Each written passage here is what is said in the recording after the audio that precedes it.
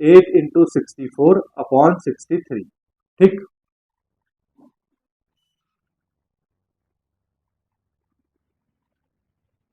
ये mod of A square है बेटा, मॉड ऑफ ए स्क्वायर। तो यहां से आपके पास मॉड ऑफ ए वेक्टर कितना आ गया, मॉड ऑफ ए वेक्टर आ गया स्क्वायर रूट ऑफ 8 इंटू 64/63। जरा ध्यान से देखो तो 64 से तो 8 बाहर आ जाएगा, तो mod of A vector is equal to 64 से बाहर आ गया बेटा 8, और ये स्क्वायर रूट के अंदर 8/63 एज इट इज। तो ये वैल्यू तो आ गई किसकी, मॉड ऑफ ए वेक्टर की। दूसरी वैल्यू पूछी है मॉड ऑफ बी वेक्टर, तो mod of B vector is equal to आपके पास कितना है, 1/8 मॉड ऑफ ए वेक्टर, ये आपके पास है। मॉड ऑफ ए वेक्टर की वैल्यू रख दो, तो 1/8 इंटू ये वैल्यू हो गई बेटा 8 स्क्वायर रूट ऑफ 8/63।